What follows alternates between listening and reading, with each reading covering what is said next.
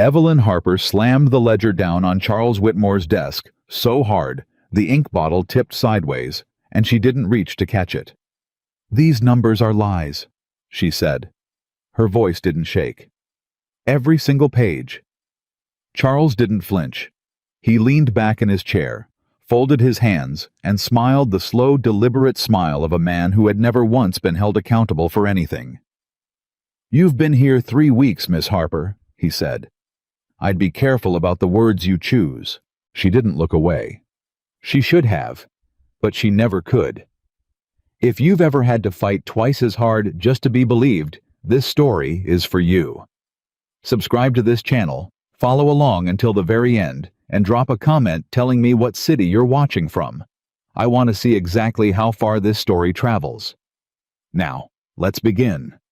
Evelyn Harper had not cried at her husband's funeral. She had stood straight beside the grave while the pastor spoke, while the neighbors whispered, while the banker who had driven Thomas into the ground with compounding interest and fraudulent paperwork stood 3 rows back and had the nerve to bow his head like he was grieving alongside her. She had watched that man from across the cemetery and made herself a promise so quiet it never reached her lips. She was done being the kind of woman who waited for someone else to fix things. Thomas had been a good man, gentle and hardworking and honest in a way that Montana Territory did not reward. He'd borrowed money to expand their cattle operation the same year drought hit the flatlands, and when the bank called in the debt early 6 months before the contract permitted, there was nothing Evelyn could do but watch. She'd gone to the county clerk. She'd written letters. She'd sat in the lawyer's office in Billings for 3 hours while a man 12 years younger than her explained very slowly, as though she might not understand, that the terms of the loan were complicated and that she might want to let her husband handle it. Thomas was already in the ground by then. She hadn't told the lawyer that. She'd thanked him for his time, walked out into the August heat, and never went back. The farm sold for 1/3 of what it was worth. She kept the ledger books, every account Thomas had ever kept, every debt, every payment, every entry in his careful handwriting. She kept them because numbers didn't lie. People lied.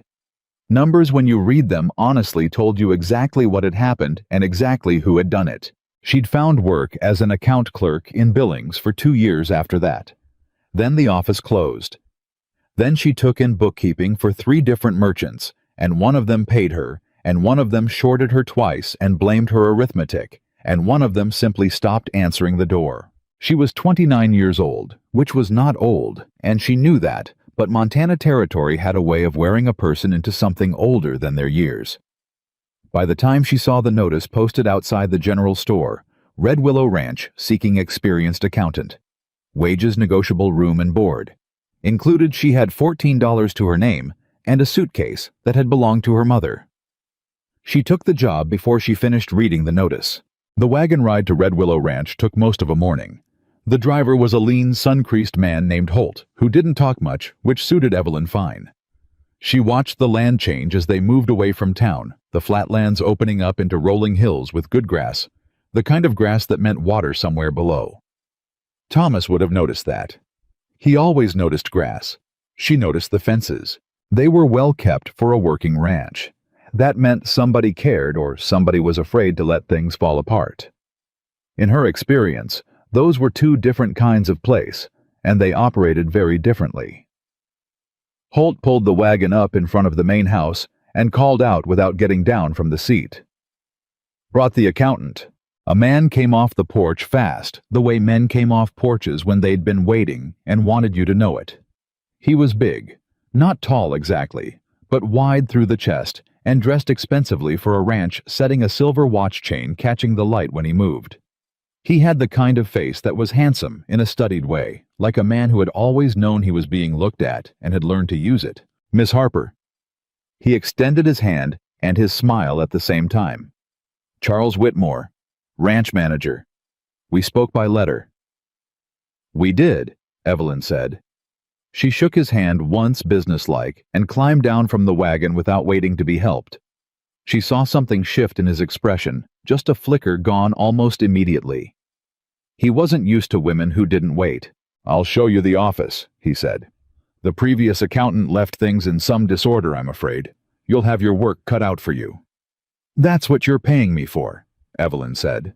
The office was off the main house, a separate room that smelled of old paper and dust and something sour she couldn't name. The desk was stacked. The filing was not a system she recognized. There were 3 different ledger books open to 3 different pages, none of which appeared to connect to each other. She stood in the doorway for a moment and looked at it. "How long since the last accountant left?" she asked. 8 months, Charles said behind her. 8 months. She looked at the stacks again. "I'll need a week just to establish what I'm looking at." "Of course," Charles said smoothly. "Take whatever time you need. I simply ask that any questions about ranch operations come through me first. Some of our workers are not well. They're ranch hands, Miss Harper, not business people. I wouldn't want anyone to give you incorrect information and muddy the waters." Evelyn turned and looked at him. He was smiling again. That same wide, confident smile, the one that meant he thought he'd just said something very reasonable. "I'll come to you with any questions," she said. She didn't say she'd only come to him. He seemed to take that as agreement and left her to start sorting paper. She worked through the afternoon and past supper. Holt brought her a plate without being asked, knocked twice on the doorframe, set it down on the corner of the desk, and left. She ate without looking up. By the time the light had gone entirely, she had identified 4 separate accounting systems that appeared to have no relationship to one another. 2 sets of payroll records that did not match, and a running tally of supply expenditures that would have outfitted 3 ranches this size. She closed the last ledger book, folded her hands on top of it, and sat quietly for a moment. She had seen bad bookkeeping before. She had seen lazy bookkeeping and careless bookkeeping, and the kind of bookkeeping that happened when someone died mid-project and nobody else knew what they were doing. This was not any of those things. She picked up her pen and started making notes. She was back at the desk by 6 the next morning. She did not go looking for the cowboy. He found her. She was walking the fence line at the north end of the property before breakfast. She always walked a property when she first started work somewhere, because you understood numbers better when you understood what the numbers were supposed to represent. And she came around a stand of cottonwoods and almost walked directly into a man crouching over a snapped fence post. He looked up without startling. He was around 40, maybe a shade under. Sun-darkened and lean, with the kind of hands that came from years of actual work rather than years of directing other people to do it. He wore a plain canvas work shirt and boots that had been resoled at least twice. His hat was pushed back on his head in the way of someone who'd forgotten it was there. He had a measuring look about him. Not unfriendly, not threatening, simply watchful. The kind of eyes that had spent a long time in open country and knew how to be still. "Morning," he said. "Morning," Evelyn said. She stepped around him to get a better look at the break. The post had gone soft from the inside rot that had worked its way up from the ground invisible until it snapped. "You'll need to dig that out about 2 feet deeper than it looks." He glanced at the post, then back at her. "I was figuring 3, he said. 3 is better, she said. There's still moisture in the ground from the spring runoff. It'll come back for you if you don't get below it." He looked at her for a moment without speaking. Not the look Charles gave her, the one that was constantly calculating. This was something different. Something more like genuine curiosity. "You're the new accountant," he said. "Evelyn Harper," she said. "And you're Will," he said. He didn't offer more than that, and she didn't push. "How many posts on this line are you replacing?" she asked. 4 I've found. Probably 2 more I haven't gotten to yet." Evelyn nodded.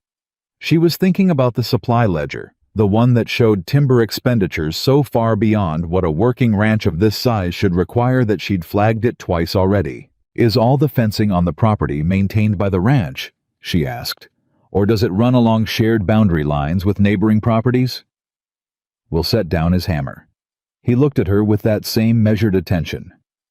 "Most of it's ours," he said. "There's a shared line with the Alderman property on the eastern edge, about a 1/4 mile. Is there a written agreement for maintenance on that section?" There was, 3 years back. "Is it current?" He was quiet for a moment. "I don't believe it's been renewed." Evelyn wrote something in the small notebook she carried. "I'll need to find it, or find why it's not there." Will watched her write. "Charles handles the agreements," he said carefully. "Yes," Evelyn said. "He does." She put the notebook away and walked on. She felt his eyes on her back for a moment, before she heard him pick up the hammer again. She came back past the same fence line 2 hours later, on her way to breakfast. He dug the rotted post out clean, and was setting the new one, packing the dirt in layers the way you did when you wanted it to last. He didn't look up this time, but when she passed, he said without pausing his work, "The agreement you're looking for. If you can't find it in the office files, try the third drawer on the left side of the storage cabinet in the equipment shed. There's a box of older documents nobody's touched in a while." Evelyn stopped walking, turned. "Why would it be there?" she asked. "Because that's where older documents go when someone doesn't want them found easily," he said. He pressed a final layer of dirt down around the post. "But doesn't want to be accused of destroying them either." She looked at him for a long moment. He didn't look up. "Thank you," she said. He nodded once. She found the agreement in exactly the place he'd described. She also found 11 other documents she hadn't been looking for. There was a deed transfer for a 40-acre parcel on the ranch's western boundary, dated 2 years prior. The parcel had been sold for a price significantly below market value. The signature on behalf of the ranch was not one she recognized from any other document she'd handled, and the name of the buyer was a company she couldn't locate in any of the county records Charles had provided her. She put everything back where she'd found it, closed the drawer, stood in the equipment shed for a full minute. Then she went back to the office and started mapping what she knew. It took her 4 days to build a complete picture of what Charles Whitmore had been doing. She worked at night after supper when the main house was quiet. She went through every ledger book, every invoice, every payroll record. She cross-referenced supply expenditures against actual supply deliveries, checking them against the informal logs the ranch hands kept. Because ranch hands always kept their own tallies, she'd learned, whether management knew it or not, because their livelihood depended on having their own record of what came and went. The pattern was elegant in its way. That was the thing about sophisticated theft. Whoever built the system had been careful and patient. No single transaction was large enough to draw immediate attention. The fake invoices were written for services that might plausibly have occurred. The payroll discrepancies were small enough that any individual worker might have doubted their own memory before they doubted the record. But compounded over 5 years, the numbers told a devastating story. Charles Whitmore had taken a significant amount of money from Red Willow Ranch. She had an exact figure in her notebook, but she wasn't ready to write it anywhere else yet. He'd also transferred land. That was the part that made her sit very still when she fully understood it. The 40 acres on the western boundary were not the only parcel that had changed hands quietly. There were 3 separate transfers, each to a different company name. Each company impossible to trace through county records. All the paperwork had the same feel, the same careful forgery, the same gaps where documentation should have existed. Someone was selling this ranch piece by piece. She was sitting with this understanding very still on the 4th evening when she heard a quiet knock on the doorframe and looked up to find Will standing there with 2 cups of coffee. "Holt said you haven't come to supper in 3 nights, he said. He set one of the cups on the edge of the desk, well away from her papers. "He's worried you'll collapse and he'll have to carry you." Holt said that. "No," Will admitted. Holt said nothing. "I'm inferring." Despite everything, she was holding all the weight of what she'd found, all the fear she was keeping carefully boxed up so she could keep working. Evelyn almost smiled. "Thank you for the coffee," she said. He didn't leave. He sat on the windowsill with his own cup and looked at the stacked papers without prying. "You've found something," he said, "not a question." She looked at him. "You're observant. It's a habit. A useful one." He drank his coffee. "Are you going to tell me what you've found?" She studied him for a moment. This man she'd spoken to a handful of times who fixed fences and appeared at doorframes with coffee, and directed her toward hidden documents without explaining how he knew they were there. She had assessed a great many people in the last 2 years by necessity. She had learned to read the space between what people said and what they meant. This man said very little, but everything he said was exactly what he meant. "I'm not sure I should," she said carefully. "I don't know enough yet." He nodded, like that was a reasonable answer. "When you do know enough," he said, "will you tell me then? Why do you want to know?" He was quiet for a moment. He turned the coffee cup slowly in his hands. "Because this place matters to me," he said. "More than you might expect for a man in my position." She watched him. "What position is that?" she asked. He smiled very slightly. It changed his face, made it younger, or maybe just more honest. "Ranch hand," he said. "The kind that doesn't know when to stop working." He took his coffee and went. She sat for a long time after he left. She had been afraid for 4 days.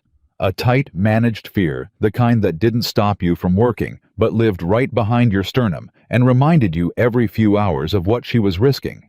She'd had this fear before. She knew its shape. It was the fear of doing the right thing in a world that didn't reliably reward people for it. What was new was the way it had shifted just slightly when he was in the room. She wasn't less afraid, but she was less alone in it. She went back to her numbers. She had what she needed by the end of that week. She had not yet decided what to do with it. Charles came to the office on Friday morning, as he did most Fridays, to review the week's work. He was dressed well, as always, and easy in his manner, and he stood across the desk from her and asked the standard questions, and she answered them with the standard answers, and all the while she was watching him, the way she'd watched the banker at Thomas's funeral, with a cold, clear understanding of exactly what she was looking at. "How are you finding the older records?" he asked, casually. "Complicated," she said. "But I'm getting there. If you have trouble with anything, just let me know. Some of the filing from a few years back can be a bit inconsistent." "I'm sure," she said. He smiled at her.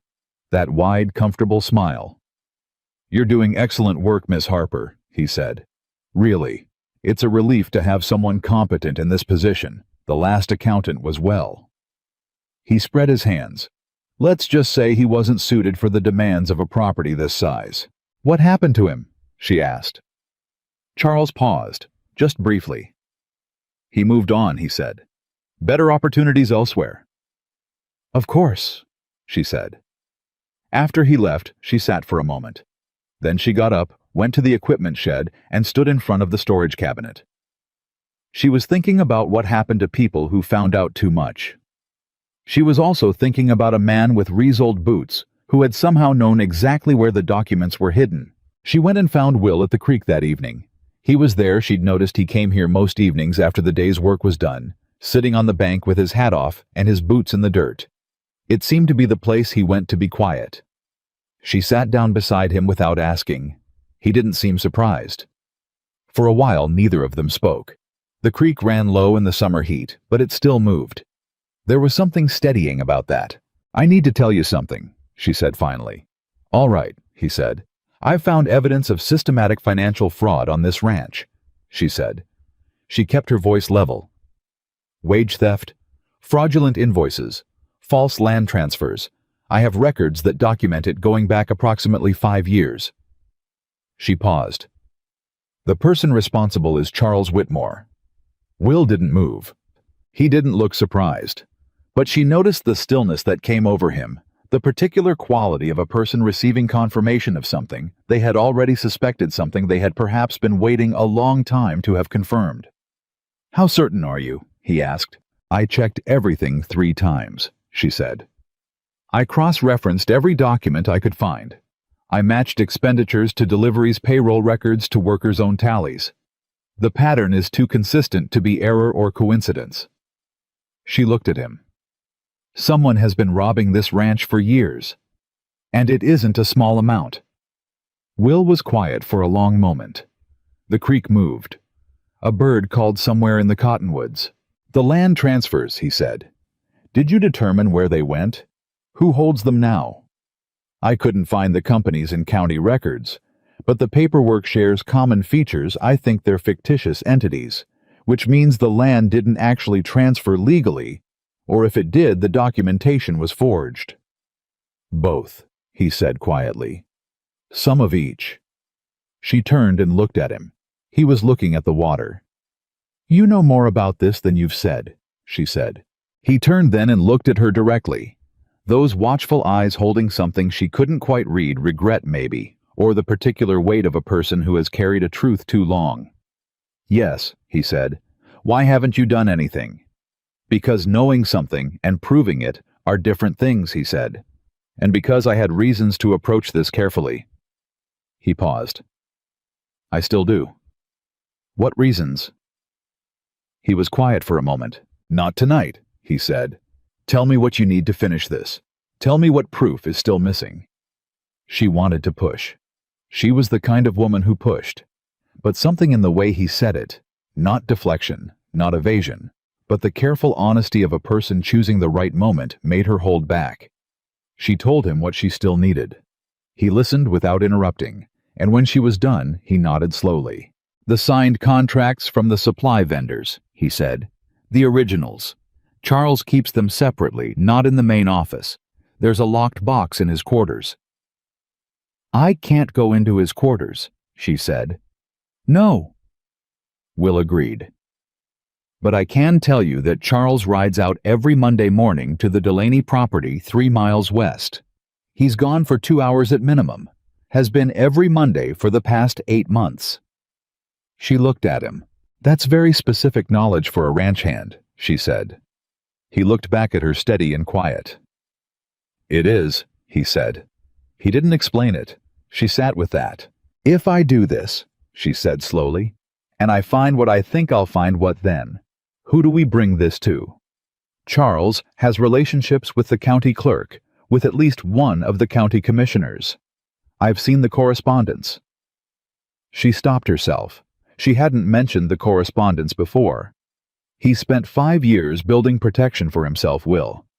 I need to know there's somewhere to take this that he hasn't already gotten to. Will looked at her for a long moment, and then he said the thing she hadn't expected. There is, he said quietly. Trust me on that. There is somewhere to take it. You know that for certain. Yes, he said. She held his gaze. All right, she said. Then I'll find the contracts. She started to get up. He spoke again quietly. Evelyn. She stopped. It was the first time he'd used her name. Be careful with Charles, he said. Not because he's intelligent. He isn't particularly. But he's the kind of man who acts badly when he feels cornered. And he's beginning to feel cornered. She turned and looked at him. He's noticed me, she said. Yes. How long has he noticed? Since the second day, Will said. He came to me and asked about you. She felt something cold move through her. He came to you. Why would he come to you? Will picked up his hat from the ground beside him. He turned it in his hands once. Because he thought I might tell him something useful, he said simply. He put the hat back on. I didn't. She studied him. Why did he think you would? He stood, and there was something in the movement, a straightening and easiness, the way a man stood when he was standing on his own ground, that snagged at the edge of her understanding. That, he said quietly, is a conversation for after you find the contracts. He looked at her one more time, that steady, watchful look that she was beginning to know as well as she knew anything about this place. Then he walked back toward the ranch buildings, and Evelyn Harper stood at the edge of the creek with the evening coming down around her and the full weight of what she was carrying pressing against her ribs, and she thought about Thomas, and about the bank, and about the lawyer who had explained things slowly. She thought about all the times the right thing had cost her everything, and nothing had changed. Then she thought about a man who kept documents in the third drawer on the left. A man who knew which mornings Charles rode out and how long he was gone. A man who sat at the creek with his boots off and said, "This place matters to me," in the tone of voice you used when you meant something very different from what the words appeared to say. She thought about the way he'd looked at her when she'd said, "I checked everything 3 times." Then don't stop now. Find the truth completely. Not a man who didn't know what she was walking into. A man who had been waiting for her to be the one who walked into it. She turned and walked back toward the main house, and the evening was dark and warm, and she did not feel like a woman alone. She felt for the first time in a very long time like a woman who had found exactly the right fight. She went back to the office. She picked up her pen. And she kept going. She found the contracts on a Monday morning. Charles rode out at 7, the way Will said he would. Evelyn waited 20 minutes after the sound of his horse had faded completely before she moved.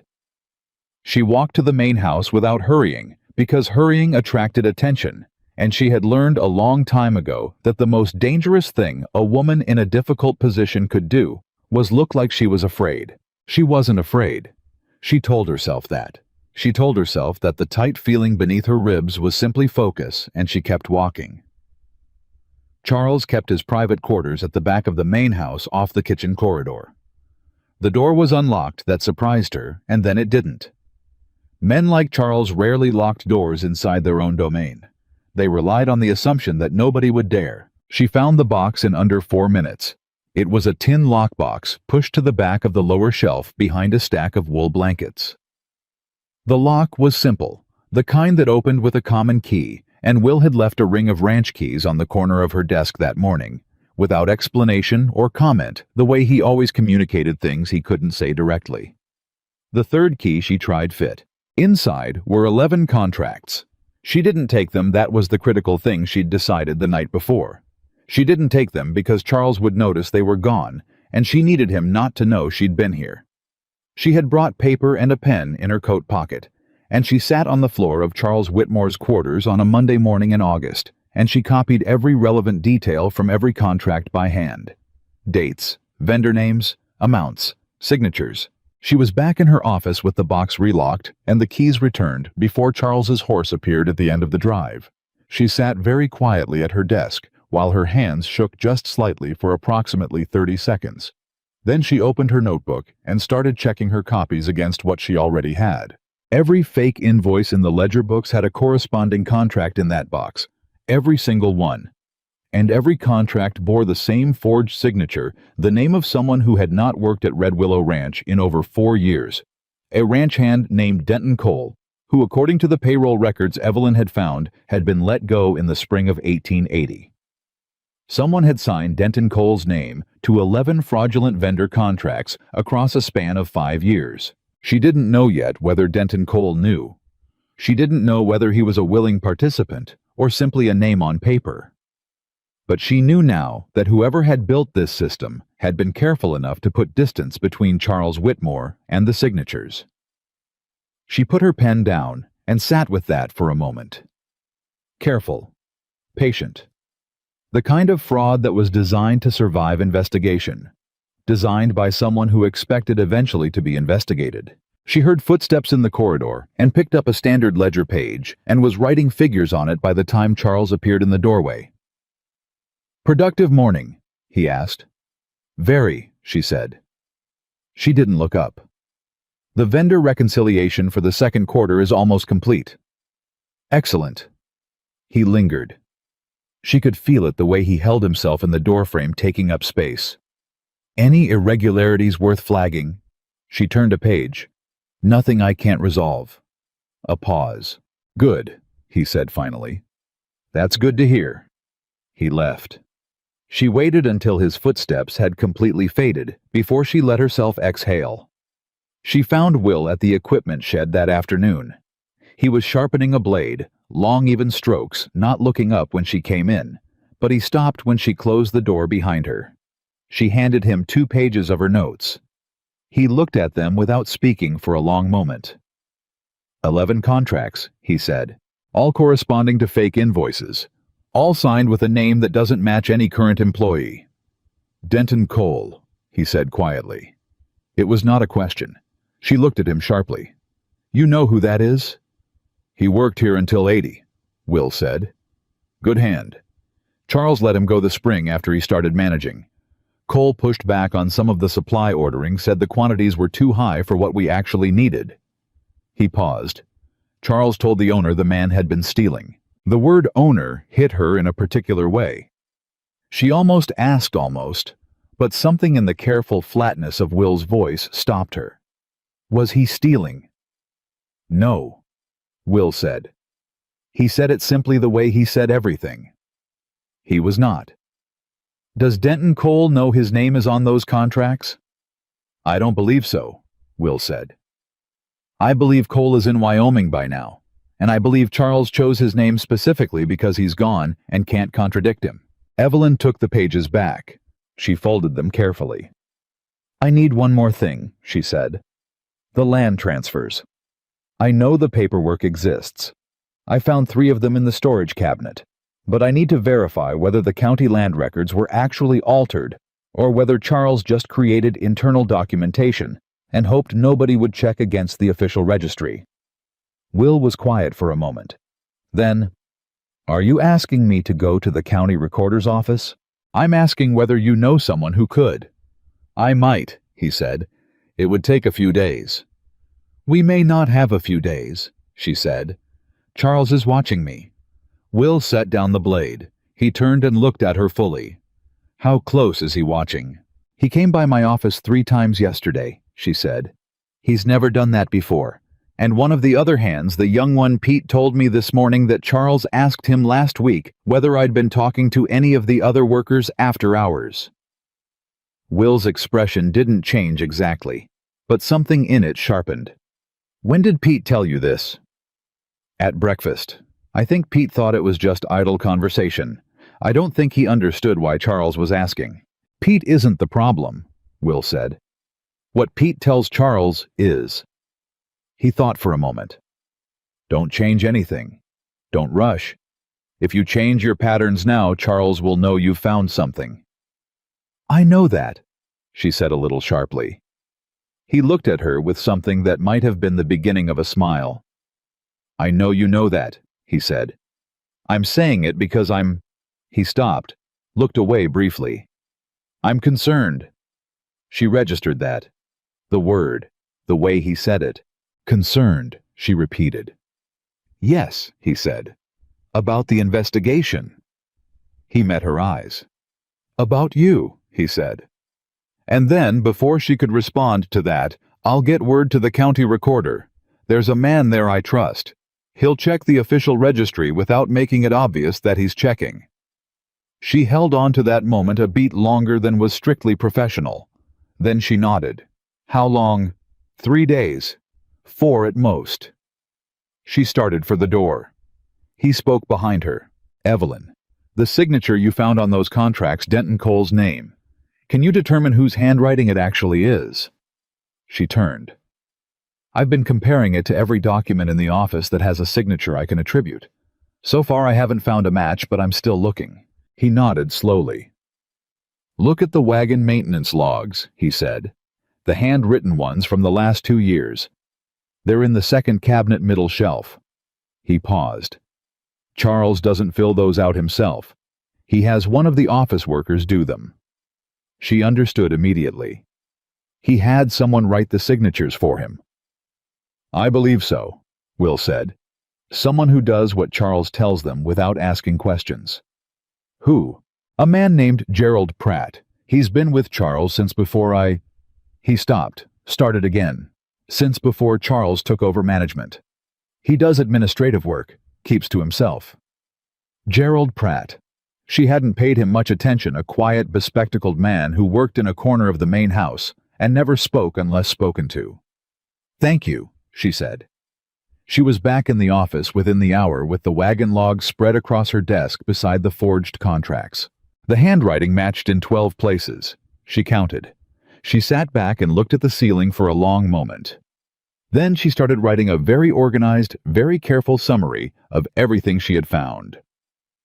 The threat came on Wednesday. She was crossing the yard between the main house and the equipment shed when Charles fell into step beside her. He didn't rush to catch up with her, didn't call out. He simply appeared the way he always appeared, smooth and unhurried, like a man who had never in his life had reason to hurry. "How is the reconciliation coming?" he asked pleasantly. "Almost done," she said. She kept walking. "I've been thinking," Charles said, "that once you've finished getting the records in order, we might want to take a different approach to the filing system. I have some ideas about efficiency." "I'm happy to hear them when I've completed the current project," she said. "Of course." He walked beside her for another few paces. "I also wanted to mention, and I say this only out of concern, that some of the other workers have noticed you asking questions about operations, supply chains, that sort of thing." He paused. "I worry that it might create confusion. Ranch hands aren't always the most reliable sources of information about how a business actually runs."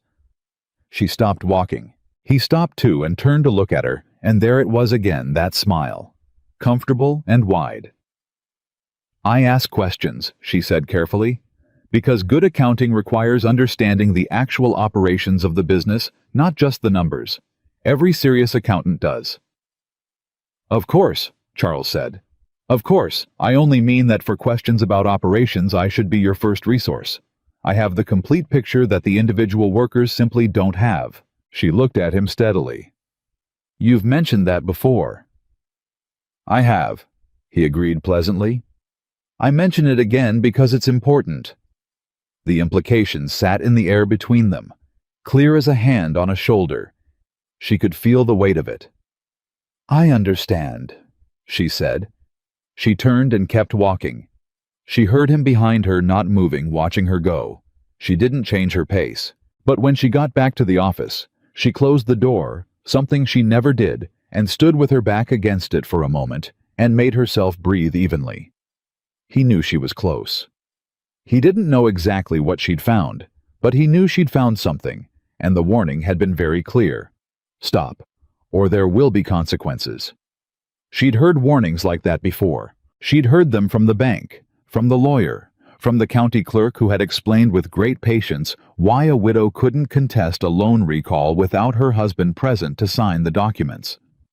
She thought about Denton Cole, who had noticed the supply quantities were too high and been accused of stealing for it. She thought about the previous accountant who had moved on. She picked up her pen.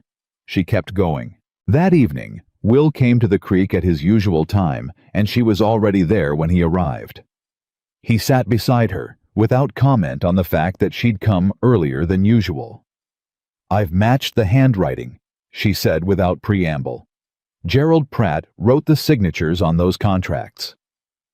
Will absorbed this without visible reaction. "Does Pratt know what he was signing?" "I don't know. He may have been told they were routine vendor agreements. He doesn't seem like a man who asks many questions." She paused. "Charles spoke to me today." Will went still. She told him what had been said precisely word for word. She had a good memory for conversation, had always had, because conversations were where the real information lived, the things that never made it into ledger books. When she was done, Will was quiet for a moment. "He's trying to decide," Will said slowly, "whether you're a problem he can manage or a problem he needs to eliminate."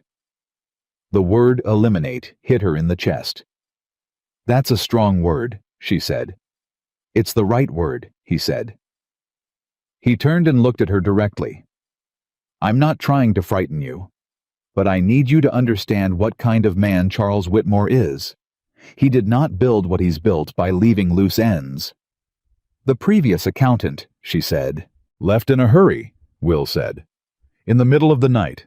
His family received a letter 2 weeks later saying he'd taken work in Oregon. His wife told me privately she didn't believe it was his handwriting." She sat with that. "And you still couldn't prove anything," she said. "I couldn't prove anything," he said quietly. "I didn't have what you have." She looked at him. The last light was coming down gold and long across the water, and she could see the lines of his face clearly, the particular expression he was wearing. Something that was not quite calm, not quite afraid. Something heavier than both. "What aren't you telling me?" she asked. He turned the hat in his hands. She'd noticed he did that when he was working out how to say something. You asked me once what position I held, he said. You said ranch hand. I said the kind that doesn't know when to stop working, he said. He met her eyes. I wasn't lying, but I wasn't complete. She waited. He set the hat down on his knee. My full name is William Calder Carter, he said. I've been called Will most of my life. He paused. My father built Red Willow Ranch in 1861. He left it to me in 1876. The quiet that followed was absolute. She heard the creek, a night bird somewhere in the trees. You own this ranch, she said. Yes, he said. She thought about 3 weeks of conversations, about the documents in the third drawer, about the way he'd said this place matters to me on the first night, and about how she had heard it as something personal without understanding how entirely literal it was. She thought about Charles Whitmore reporting to a man he thought was a ranch hand. How long? She said finally. Since Charles started managing, he said. 8 months into it, I realized something was wrong. The numbers didn't match what I was seeing on the ground.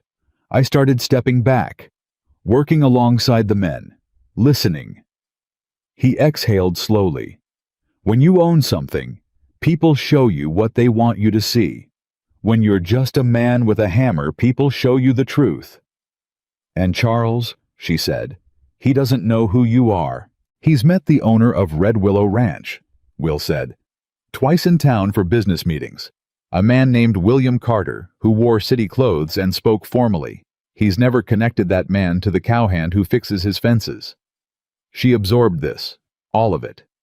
You've been living on your own ranch as a hired hand, she said. For how long? Going on 3 years, he said. She looked at him. That is either the most patient thing I've ever heard, she said slowly, or the loneliest. He didn't answer right away. Both, he said finally. It's been both. She stood up. She needed to move. She walked a few paces along the bank and turned. Why are you telling me now? She asked. Why not from the beginning? Because from the beginning, I didn't know you, he said. He was looking at her steadily, that same watchful, honest attention she'd come to recognize. I needed to know if you were here for the wages or for the truth. I needed to know if you'd keep going when it got difficult.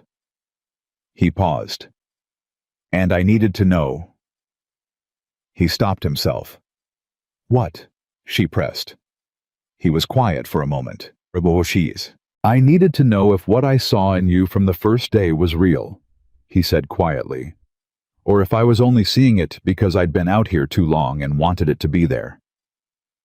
She stood in the last light and looked at this man, this strange patient, quietly extraordinary man who had watched her carry the weight of his own problem for 3 weeks without telling her it was his, and she felt something complicated move through her.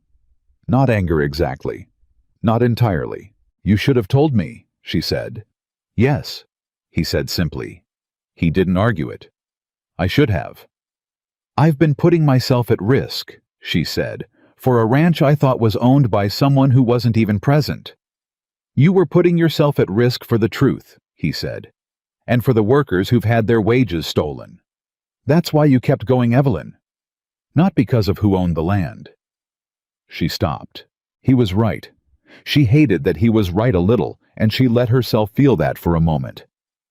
I'm still angry, she said. I know, he said. You're allowed to be. She turned and looked at the water. Does this change what we do next? She asked. No, he said. Except that now you know there's somewhere to take this that Charles hasn't reached, because the person he answers to, he paused, is me. She turned that over. He reports to you, she said slowly, which means when the time comes, you can call a formal meeting. You can summon the lawyers and the county officials without Charles having any warning. Yes, Will said. He'll think it's routine. He's due to present his quarterly management report in 10 days. I've already sent word to my lawyer in Billings. She looked at him. You were planning this. I was hoping, he said. There's a difference.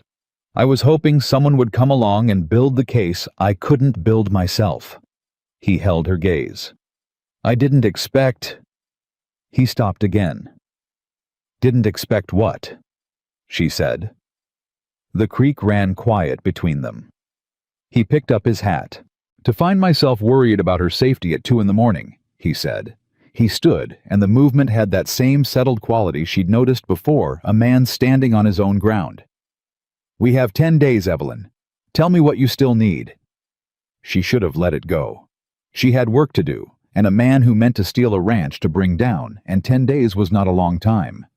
But she looked at him standing there in the near dark, and she thought of everything she had been carrying alone since Thomas died: the farm, the lawyers, the $14 and the borrowed suitcase, and the job notice on the wall of the general store. She had been doing the right thing alone for so long she'd almost forgotten it was harder than it needed to be. "The county recorder's verification," she said. "That's the last piece. Once I have that, every element is documented." "You'll have it within the week," he said. "And Charles?" "Let him watch," Will said. "Let him think he's managed you. The best thing you can do right now is let him believe he's still in control." She nodded. "And if he does something before the 10 days are up, if he decides I'm not a problem he can manage?" Will looked at her directly. "Then he'll find out very quickly," he said quietly, "exactly who it is he's been managing for." He walked back toward the main house. She stood at the creek alone. The night had come fully down now, and the stars were coming out one at a time, the way they did out here, slow and enormous, nothing like the sky over Billings, where the light from the town dulled them. She had arrived at Red Willow Ranch 23 days ago, with $14 and a borrowed suitcase, and a promise she'd made to herself over a fresh grave. She'd promised herself she would not be the kind of woman who looked away. She hadn't looked away. And now she was standing on a ranch owned by a quiet man who fixed fences, holding enough evidence to take down a fraud that had run for 5 years, and something else entirely that she wasn't prepared to name. Yet a feeling that had nothing to do with ledger books, and everything to do with a man who had said he lay awake worrying about her safety. She turned and walked back toward her office. She still had work to do. She sat down at the desk and opened the notebook to the next clean page. At the top, she wrote 2 words: 10 days. Then she picked up her pen, and she kept going. The county recorder's letter arrived on a Thursday 7 days before the quarterly meeting. Evelyn was in the office when Holt brought it in, dropped it on the corner of her desk without ceremony, and left. The envelope was plain, no return address the way Will had arranged it. She opened it carefully and read it twice. Then she sat very still for a long moment. The official land registry confirmed 2 of the 3 parcel transfers she'd found in the storage cabinet. 2 parcels, a combined 63 acres on the ranch's western boundary, had been formally recorded as sold. The buyer on both transactions was listed as the Meridian Land and Cattle Company. The sale prices were recorded at roughly 30% of appraised value. The 3rd parcel, 22 acres along the northern creek line, showed no transfer in the official registry at all. The paperwork in Charles's storage cabinet claimed it had been sold 18 months ago. The county records said Red Willow Ranch still owned it. She read that part a 3rd time. Charles had forged a land transfer that hadn't actually happened. He had created internal documentation for a sale that either hadn't gone through yet, or that he intended to complete later, or, and this was the part that made her stomach tighten, a sale where the money had already changed hands, but the county records hadn't been altered because something had gone wrong. She put the letter in the false bottom of the document case she'd brought from Billings. She'd built the false bottom herself 2 weeks ago out of a piece of cardboard and a good eye for measurement. It wasn't sophisticated, but Charles would have to already know it was there to find it. She picked up her pen and updated her summary. She was done with the summary by noon. What she had laid out in order was this 5 years of fraudulent invoices totaling a figure that would make any lawyer's jaw tighten. Systematic payroll theft from 14 identified workers. 2 fraudulent land transfers that had gone through county records, which meant the Meridian Land and Cattle Company, whatever it was, currently held legal claim to 63 acres of Will's ranch. 1 forged internal transfer, with no corresponding county record, suggesting either a transaction in progress or a payment already received for land, Charles didn't yet have the legal mechanism to deliver. 11 vendor contracts, signed with a dead man's name, in the handwriting of Gerald Pratt. And a warning delivered in a corridor from a man who had already made one accountant disappear. She read through it all one final time.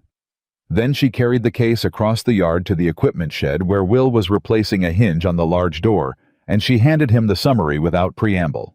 He read it standing up. She watched his face. He was good at stillness. This man, she'd learned that about him, but there were things he couldn't entirely contain, and as he read the section about the land transfers, something moved through his expression that was old and complicated and had nothing to do with money. "The northern parcel," he said quietly. "There's no county record of the sale," she said. "My father built the first structure on that parcel," Will said. He didn't look up from the page. "The original cabin. It's been empty for years, but I've never—" He stopped. His jaw tightened once. "The money changed hands." "How do you know?" "Because Meridian Land and Cattle sent a surveyor out 14 months ago," he said. "Charles told the ranch hand who was working the north line that week that the surveyor was from the county assessor's office. Routine revaluation." He set the pages down on the work table. "I watched that surveyor work for 2 hours, and I knew he wasn't county. His equipment was too new, and he wasn't taking the kind of measurements a tax assessor takes." "But you couldn't prove it." "I had no paperwork, no names, no transaction records." He turned and looked at her. "Now I do." She took the summary back. 6 days, she said. 6 days, he agreed. She started to leave. He spoke behind her. "Evelyn, the Meridian Land and Cattle Company." His voice had a particular quality, careful, like he was placing each word down gently. "I need to know who owns it." She turned. "I couldn't find it in Montana County records." "Try Wyoming," he said. "Try the Territory Business Registry under a man named Foster Gill." She looked at him. "Who is Foster Gill?" A beat of silence. "Charles Whitmore's brother-in-law," Will said. The air went out of the room. "He's been selling your land," she said slowly, to his own family. "I believe so," Will said. "I've suspected it for over a year. I couldn't prove the connection." He met her eyes. "Can you?" She thought about what she had. The transfer documents, the county records, the forged internal paperwork. A business registry entry, if it existed in Wyoming, linking Foster Gill to Meridian Land and Cattle. If the Wyoming registry confirms it, she said, yes, that changes the nature of the crime significantly. "It changes it from theft to conspiracy," Will said. "And it means Charles hasn't been working alone." She stood with that. "How do I access the Wyoming registry from here?" "My lawyer in Billings has a contact in Cheyenne," Will said. "I'll send word today. If we move fast enough, we'll have confirmation before the meeting." She nodded. She turned to go again. "There's something else," he said. Something in the way he said it stopped her completely. She turned back. He was looking at the work table, not at her. "Charles came to me yesterday morning," he said. "He asked me, the ranch hand Will, whether I'd noticed the new accountant spending time in areas of the property she didn't need to be in for her work." He paused. He was specific. He mentioned the equipment shed. He mentioned the creek. She heard her own heartbeat. "What did you tell him?" she said. "That I hadn't noticed anything unusual," Will said. "That you seemed like a careful woman who liked to understand the whole operation before she put numbers to it." "Did he believe you?" Will finally looked up. "I don't know," he said honestly.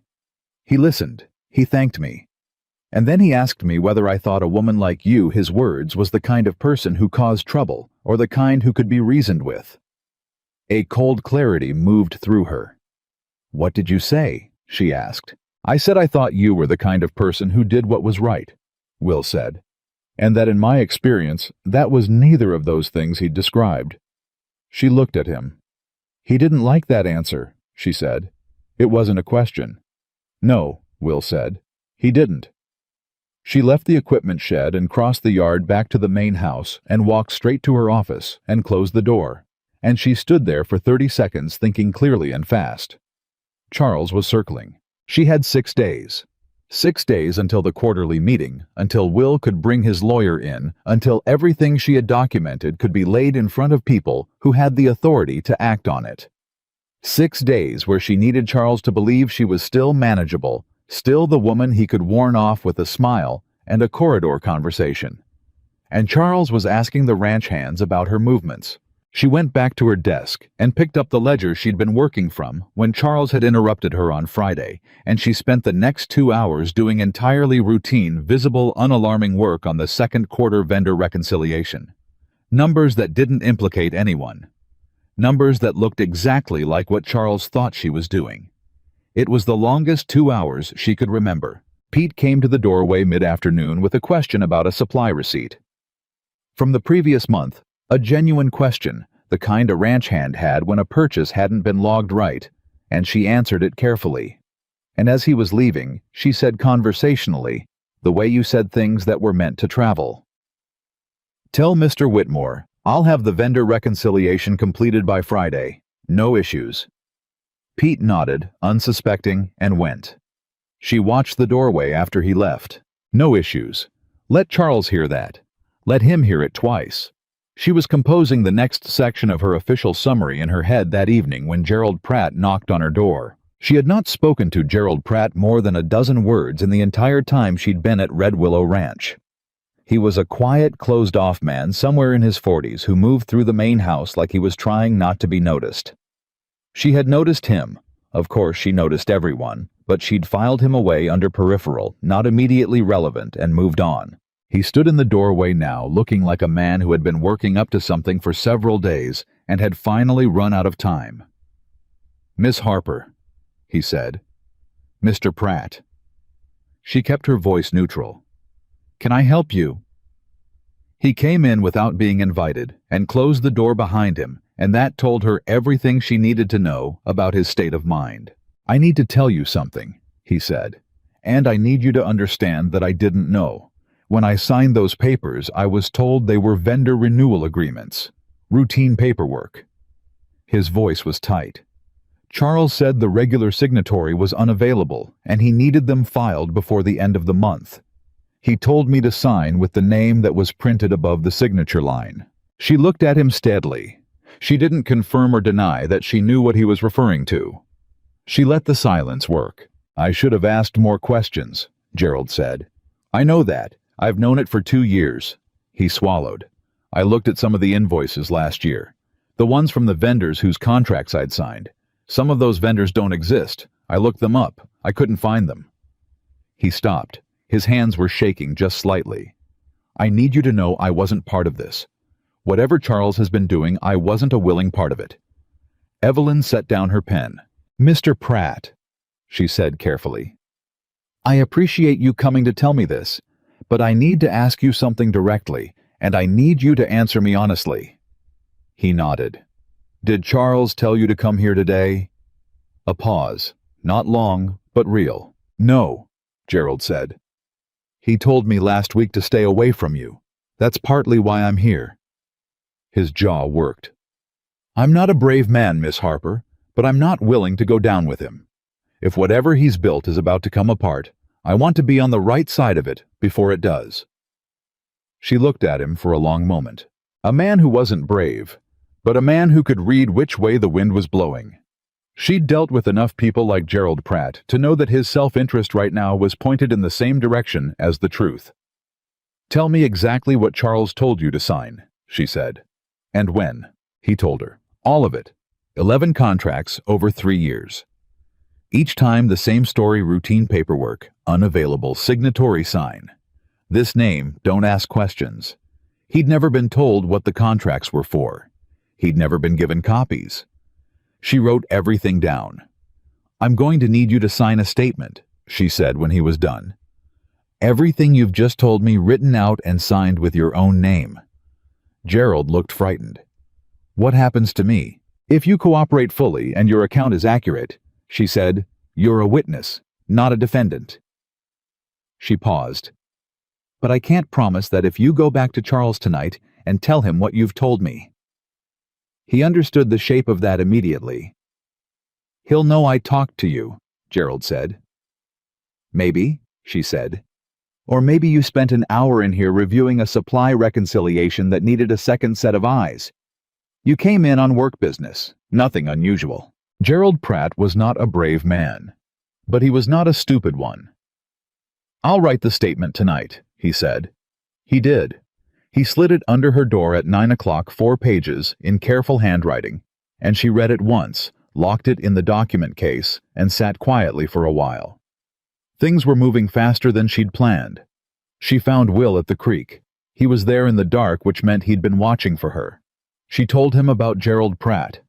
He listened without interrupting. When she finished, he was quiet for a moment, and she could feel him thinking the particular quality of his silence when he was working through something complex. "Gerald's statement changes the timeline," he said. "I know. If Charles finds out Gerald talked to me, he'll move before the meeting," Will said. "He won't wait 6 days." She'd been thinking that too, the thought sitting cold and heavy in her chest since Gerald had closed the door behind him. "Then we move the meeting," she said. Will looked at her. 3 days, she said. "Can your lawyer be here in 3 days?" 2, Will said quietly. "I can have him here in 2. She stared at him. "You already sent for him." "I sent for him the day Gerald started avoiding me," Will said. 3 days ago. A man who is usually hard to read became very readable when he started flinching every time Charles walked into a room. He paused. "My lawyer should arrive day after tomorrow, Saturday evening." She absorbed this. "What about the Wyoming registry, the Meridian land and cattle connection?" "My lawyer is carrying that information with him," Will said. His contact in Cheyenne confirmed it 4 days ago. Foster Gill is listed as the sole principal of Meridian land and cattle registered in Wyoming Territory in 1879. He held her eyes. 1 year before Charles took over management at Red Willow Ranch. The pieces landed in sequence. "They planned this before Charles was ever hired," she said. "Charles came to me. Came to the owner of record William Carter in his city clothes with excellent references and a smooth manner and numbers that looked right on paper," Will said. "I was 22 months out from my father's death and still learning what I didn't know about running a ranch this size." The words were flat, not self-pitying, just honest. He was very good at making things look right on paper. "Until I looked at the paper," she said. "Until you looked at the paper," he agreed. Something passed between them in the dark. Not sentimental, just true. "I need to tell you something," Will said. He turned the hat in his hands, that habit she'd come to know. "When this is over, when Charles is out and the legal work is done, I'm going to offer every worker on this ranch whose wages were shorted a full accounting and a full repayment. I've already had my lawyer calculate what I can confirm from the payroll records." She hadn't expected that, the speed of it. "That's 14 workers," she said. "Some of them going back 5 years. "Yes," he said simply. She looked at him in the dark. "Most owners," she said, "would pay the minimum required and call it settled." "I know," he said. "Why?" she asked. He was quiet for a moment. When he spoke, his voice was quiet too, but entirely certain. "Because they worked this land in good faith and someone stole from them," he said. "And because what a man does with what he owns is a measure of him, not just of the land." She didn't say anything. She didn't need to. Friday came and Charles was smooth and pleasant at their morning meeting and asked all the right questions and smiled his wide, comfortable smile. And Evelyn answered everything professionally and gave him nothing. And she watched his eyes while she talked and saw what she'd been waiting to see, the faint, persistent calculation of a man who was deciding something. He had decided something. She could see it. Whatever he'd landed on it, and the Friday morning meeting had just confirmed it for him. She went back to her office and sat very still for 30 seconds. Then she got up and found Pete in the yard and told him she needed Holt to drive her to the supplier in town that afternoon to verify a delivery discrepancy. A normal, explainable errand. She actually did go to town. actually did verify the delivery. She was not a woman who created false pretexts unless she had no other option. And while she was in town, she went to the telegraph office and sent a wire to Will's lawyer in Billings. Come tomorrow, not Sunday. Saturday morning, she was back at the ranch by 4. At 6 o'clock, Charles came to her office. He didn't knock this time. He opened the door and came in, and he wasn't smiling. I've been looking over the supply reconciliation, he said. He set a stack of papers on her desk. There are discrepancies I need to discuss with you. She looked at the papers. She recognized them. They were the ledger pages she'd been working from, except that several of the figures had been changed. Not subtly, noticeably. The kind of changes that if someone compared these pages to the originals in her document case would look like she had made errors or alterations. She understood what she was looking at. She understood it completely. These aren't my figures, she said. They're your pages, Charles said. From your ledger. They've been altered, she said. That's a serious accusation, Miss Harper. She looked up from the papers and met his eyes directly. The smile was entirely gone. What she was looking at finally without the comfortable mask was a man who had made a decision. Yes, she said. It is. I think, Charles said slowly, that what we have here is a situation where a new employee still learning the operation has made some significant errors in her record-keeping, and perhaps under the pressure of that realization has become confused about the source of those errors. He was framing it. Right now, standing in her office, he was building the story he intended to use. Accountant makes errors. Accountant panics. Accountant accuses her employer to deflect blame. It was elegant in the same way all his schemes were elegant. Simple, plausible, designed to make her the problem. I see, she said. I think it would be best, Charles continued, his voice entirely reasonable, if we agreed that you would step back from the account work while I review what's been filed, temporarily. For your own protection, you understand. This way, if there are questions about the records, no one can suggest that you continued to handle them after discrepancies were noted. Translation: stop working and stop talking, or I will make you the person who altered those documents. She looked at the papers on her desk. She looked at Charles Whitmore standing across from her, and she thought about Denton Cole and the accountant who'd left in the middle of the night, and Gerald Pratt with his shaking hands, and she thought about Thomas and the bank, and 14 years of watching people with power use it like a weapon against people who were only trying to tell the truth. She stood up. Charles was taller than her. It didn't matter. Mr. Whitmore, she said. Her voice was level, completely level. I appreciate your concern. I'll review the pages you've shown me and have a response for you tomorrow morning. He hadn't expected that. He'd expected either capitulation or argument, and she'd given him neither. I think it would be best if we resolved this tonight, he said. Tomorrow morning, she said. I'm certain by then we'll have a clearer picture of things. He looked at her for a long moment. The calculation was visible, fully visible now, no pretense of pleasantry covering it. All right, he said. He picked up the papers. Tomorrow morning, then. He left. She didn't sit down. She went straight to the document case, took out the complete original summary, took out Gerald Pratt's statement, took out the county recorder's letter and the copies she'd made of every forged contract, and she divided the package into 2 identical sets. One set went back in the document case. The other set she wrapped in oilcloth. She'd bought it in town that afternoon, along with everything else she'd needed, and she walked to the creek in the near dark, and she knelt at the base of the largest cottonwood on the bank, and she dug a hole with the small folding spade she'd also bought in town, and she buried the second package 18 inches down. She marked the spot with 3 flat stones stacked in a line. She stood up and dusted off her hands. Then she turned and walked back toward the main house. Will was sitting on the equipment shed steps when she passed. He'd seen her go out. He'd seen her come back. He didn't ask. She stopped in front of him. He came to my office tonight, she said. He's made his move. Will looked at her steadily. My lawyer arrives tomorrow morning, he said. I need him here by 8, she said. He'll be here by 7, Will said. She nodded. She started to walk past him.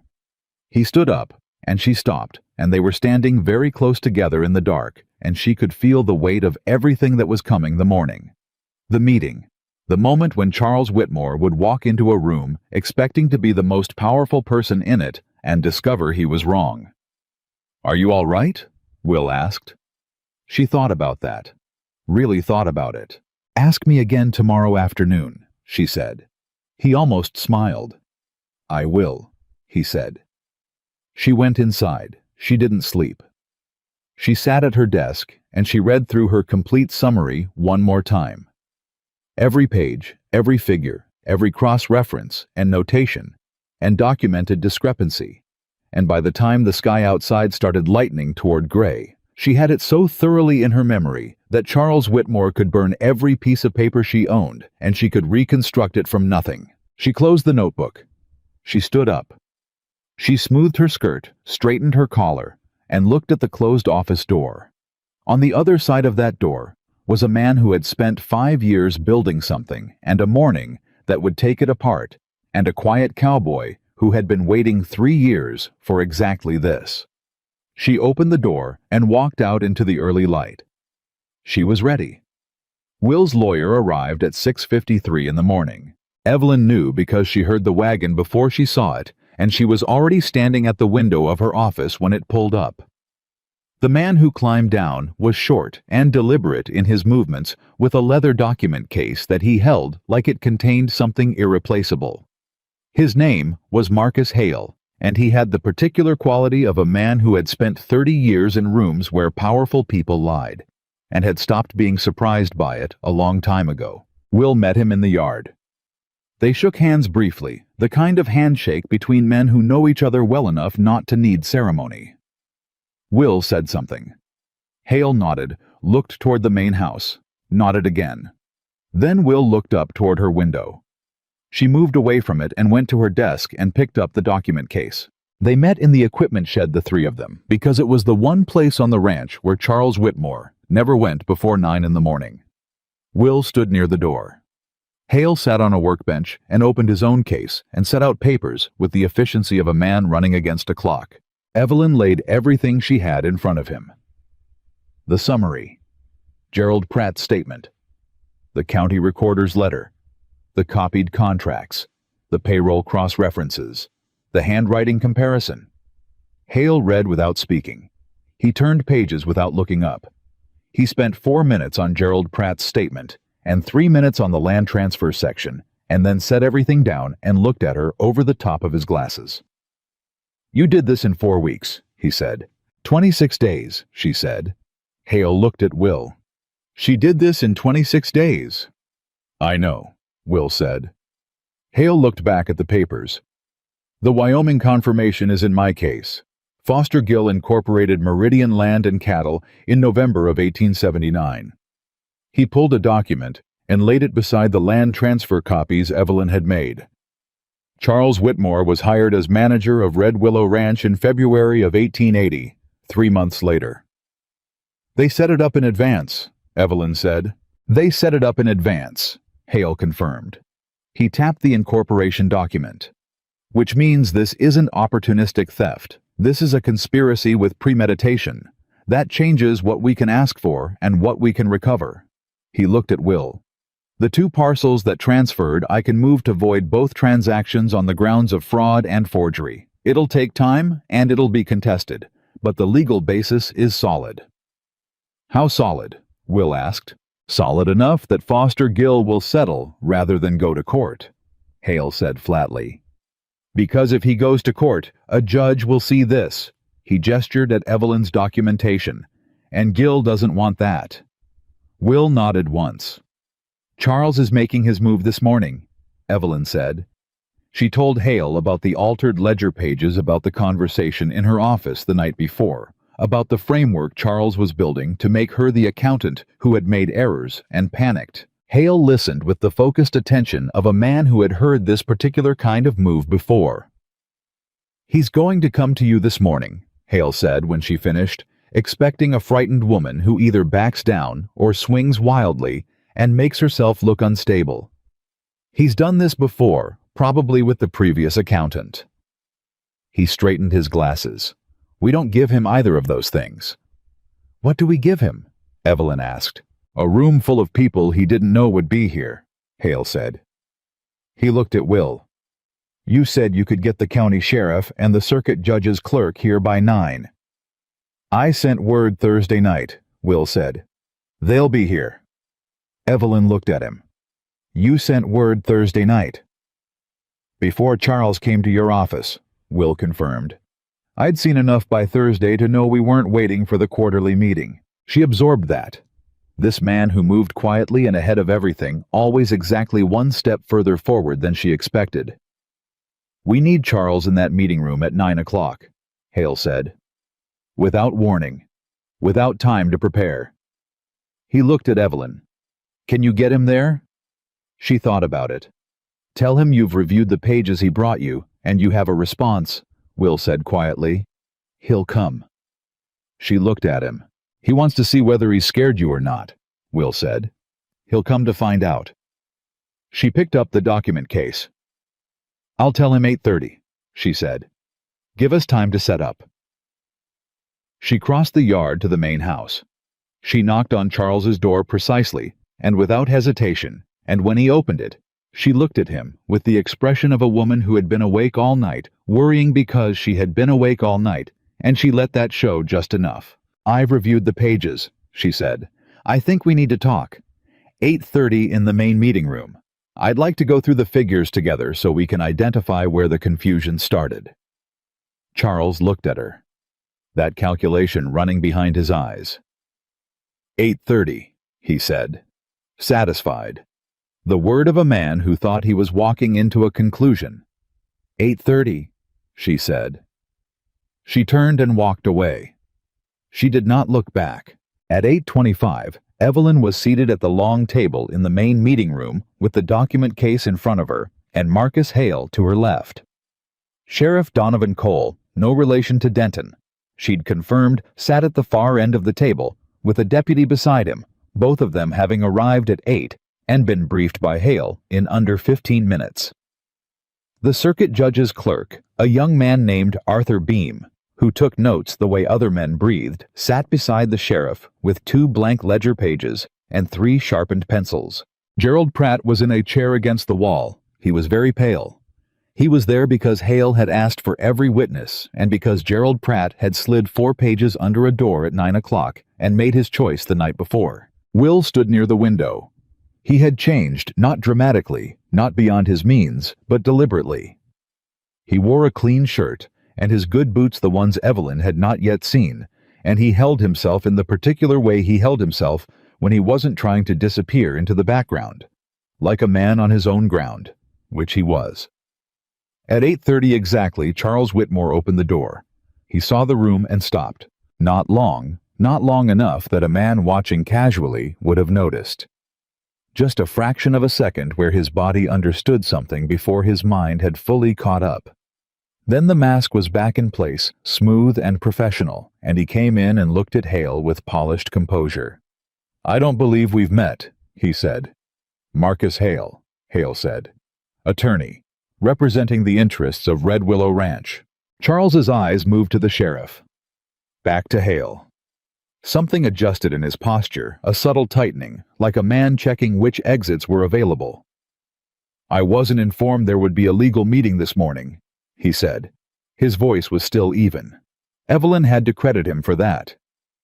No, Hale agreed pleasantly. You weren't. Charles's eyes found Evelyn. She looked back at him steadily and said nothing. Then Charles looked at Will, and something happened to his face. It was subtle, the kind of thing you missed if you weren't watching carefully. But Evelyn had been watching carefully for 26 days, and she did not miss it. Recognition. And beneath recognition, the beginning of something that Charles Whitmore had probably not felt in a very long time. Fear. Will, Charles said carefully. Morning, Charles, Will said. His voice was entirely conversational, the same voice he used every day, the same quiet ease. He didn't change anything about himself, and somehow that was the most devastating thing in the room. I didn't realize you'd be... Charles stopped, started again. What is this? Please sit down, Hale said. We have quite a bit to cover. Charles did not sit down immediately.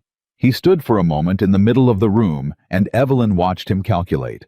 Watched him run through his options and assess each one and come up against the same answer every time. The room was full. The exits were covered by the presence of a sheriff. The woman he had meant to discredit was sitting across the table with a document case in front of her and an expression like bedrock. He sat down. Mr. Whitmore. Hale said, My name is Marcus Hale, and I represent the owner of Red Willow Ranch, William Calder Carter. He gestured toward Will without theatrics. Who, as you may have gathered, has been present on this property for the past 3 years, in a capacity that did not fully represent his position. Charles looked at Will. Will looked back. You, Charles said. One word, very flat. Me, Will said. A silence stretched across the room.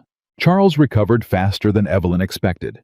She watched him find something under the shock, not composure exactly, but a substitute for it. His hands came together on the table in front of him. Whatever you think you have, Charles said, and his voice was almost steady. I want to remind everyone in this room that I have operated this ranch in full accordance with the management agreement I signed with the owner. Any financial decisions were made with appropriate authority. Let's talk about those financial decisions, Hale said. He nodded to Evelyn. She opened the document case. She did not rush. She had 37 days of work in front of her, and she had been over it so many times she could recite it in her sleep, and she laid it out the way she had laid out everything in her life that mattered, methodically, completely, without a single word more than was needed. The fraudulent invoices, the payroll discrepancies, the forged signatures, Gerald Pratt's statement, the land transfer documents and the county recorder's confirmation, the Wyoming Business Registry entry for Meridian Land and Cattle, and the name Foster Gill on the line that said principal owner. She laid each piece down and explained it, and Arthur Beam's pencil moved without stopping, and the sheriff's expression got progressively quieter in the way of a man who was moving from skepticism to certainty, and Gerald Pratt sat against the wall with his hands folded and his eyes on the table. Charles interrupted 3 times. The first time to challenge the payroll records, claiming the discrepancies were the result of performance deductions he had full authority to apply. Evelyn set the relevant section of the management agreement in front of him and asked him to find the clause permitting unilateral wage deductions without worker notification. He read it. He set it down. The second time he interrupted to say the vendor contracts had all been reviewed and approved by ranch management. Evelyn set Gerald Pratt's statement in front of him and watched Charles look at Gerald and watched Gerald look at the table and didn't say anything because she didn't need to. The third time he interrupted, he looked directly at her and said, You altered those figures yourself. The ledger pages I brought to your office last night. You changed them to make it look like... Mr. Whitmore? Hale's voice cut through cleanly. The pages you brought to Miss Harper's office last night. Where are they now? I have them, Charles said.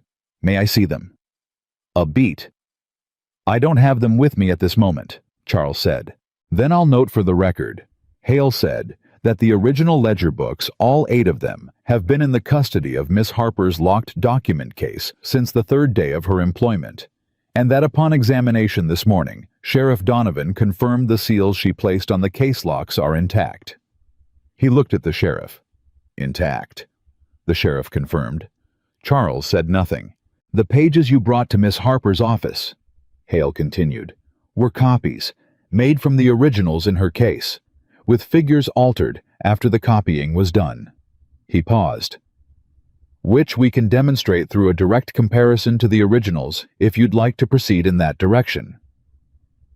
Charles did not want to proceed in that direction. The silence this time was longer. Evelyn watched it happen. She had imagined this moment, not exactly this, not with this particular room and these particular people, but the moment itself, the moment when the architecture of a deception met the architecture of the truth, and one of them had to give way. She had imagined it might feel like something large and dramatic.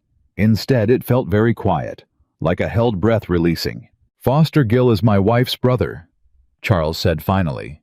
His voice had changed. The smoothness was gone. What was underneath it was flatter and tired, and something almost like defiance drained of conviction. "The land transactions were investments. I had discretionary authority over—" "You had discretionary authority over ranch operating expenses under $10,000, Hale said. "The management agreement is explicit on that point. Land transactions required direct authorization from the owner." He set the agreement on the table, "which you never sought, because the owner didn't know they were happening." "Carter," Charles began. "Mr. Carter," Hale said simply, not unkindly, just correcting the form of address the same way you'd correct any misstatement of fact. Charles looked at Will. Will had not moved from his position near the window. He had not spoken since his initial acknowledgement that he was who he was. He stood there with his hands at his sides and watched Charles Whitmore sit across a table from the evidence of 5 years of theft and the particular quiet steadiness of a man who had waited a very long time for this morning. "I built this operation," Charles said, "and now there was something in it that was almost real, not remorse, not quite, but the genuine bewilderment of a man who had convinced himself over years that his contributions justified what he'd taken. When I came here, this place was half what it is now.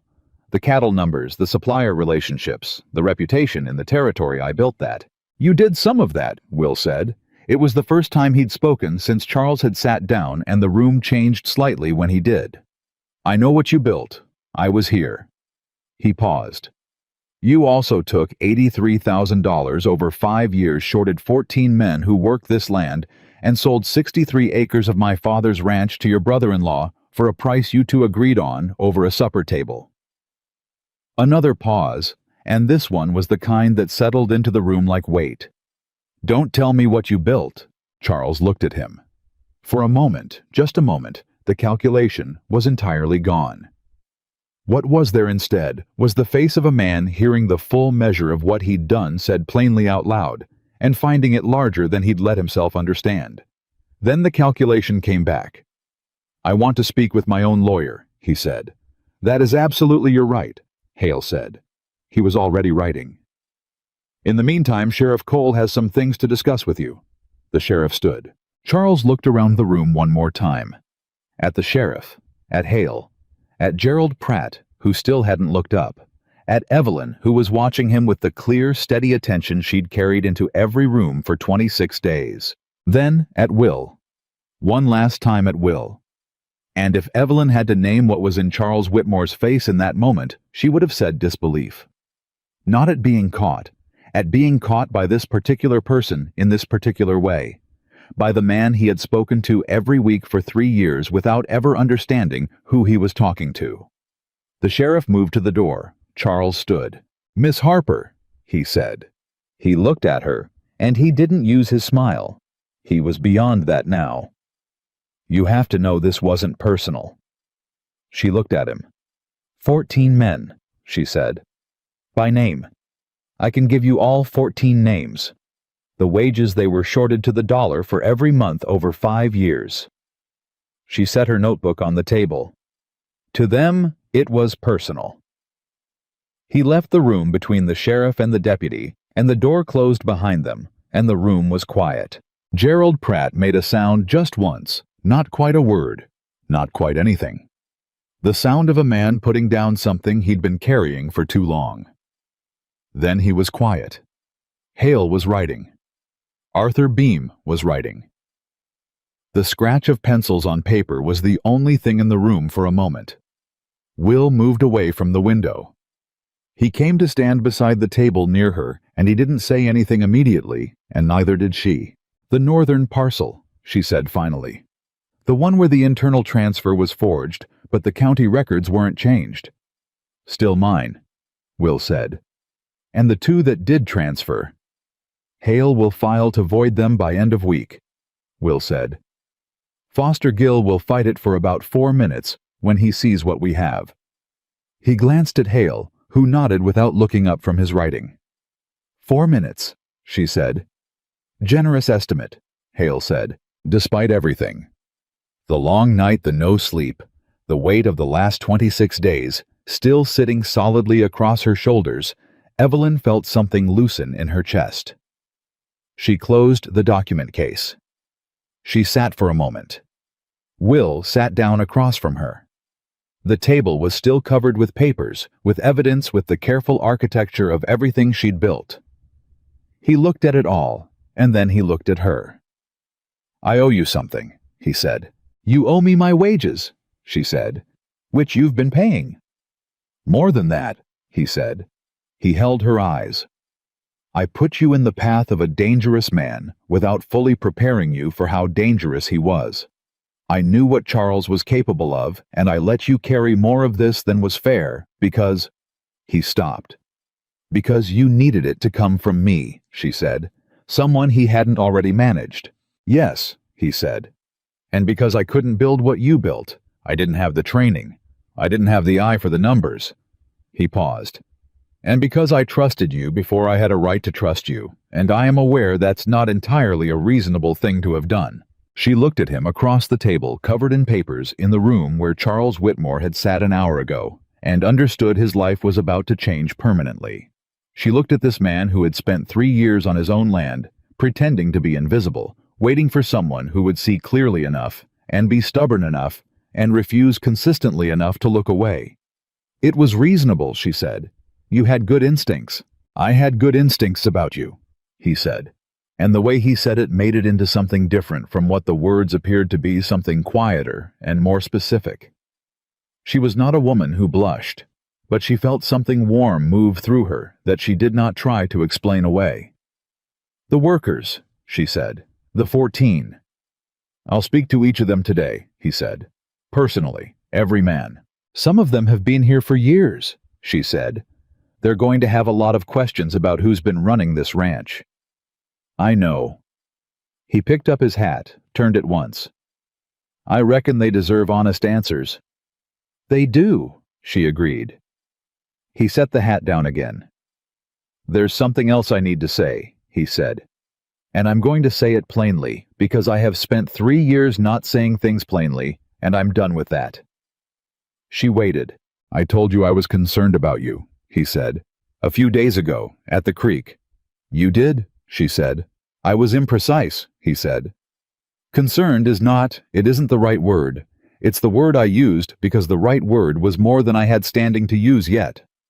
He looked at her steadily. "What I am, Evelyn, is considerably more invested in your well-being than a ranch owner has any practical reason to be in his accountant's." The room was quiet. Outside somewhere she could hear the sounds of the ranch going on boots on hard ground, the distant movement of horses, the ordinary life of a working place that had just gotten its footing back under it.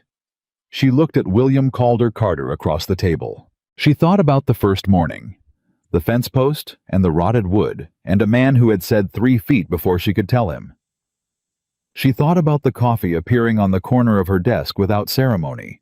She thought about the creek and the dark, and his voice saying, "This place matters to me," and all the weeks she'd heard that as something smaller than it was. She thought about Thomas, about the farm, about the $14 and the borrowed suitcase, and the promise she'd made herself at the graveside. She thought about what it meant to find yourself somewhere you hadn't expected, carrying something heavier than you'd planned, and discovering that the person working beside you had been waiting for exactly you. "I know what you are," she said. He looked at her. "I've known for a while," she said. "I didn't have the right word either. I was waiting to be sure." "Are you sure?" he asked. She picked up her notebook and her pen. She looked at him. "Ask me again at the creek tonight," she said, "when there isn't a lawyer in the room." Will looked at Marcus Hale. Hale was writing, and had the expression of a man who had heard nothing at all. Will looked back at Evelyn. For the first time since she had known him in all the weeks of quiet mornings and careful words and dark evenings at the water's edge, she saw him smile. Not the faint, cautious thing she'd seen before. A real smile, full and unguarded and entirely human. It changed his face completely, made it younger and open and honest in a way that the stillness never quite was. "I'll be there," he said. She stood and picked up the document case and walked to the door. She stopped in the doorway and turned back. "Will?" she said. He looked at her. "You owe Denton Cole an apology," she said, "and a letter, wherever he is in Wyoming." He nodded slowly. "I'll write it today," he said. She looked at him one more moment, that open, unguarded face, the smile that was already softening back into his usual stillness, but different now, the stillness of a man who had set something down. She turned and walked out into the morning. The ranch was alive around her. Holt was crossing the yard with a purpose.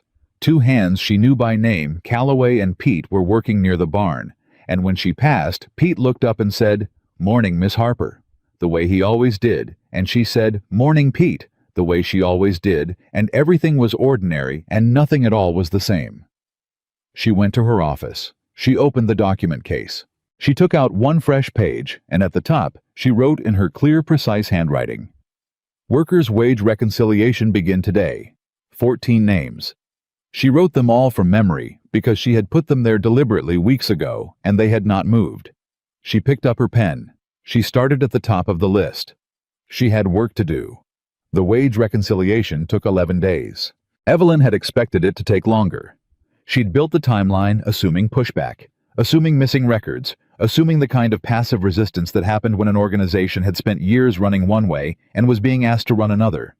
What she had not built in was Will. He sat with her in the office on the first morning, not hovering, not directing, just present, and when she laid out the 14 worker files and explained the documentation gap that existed for each one, he listened, and then he did something she hadn't expected.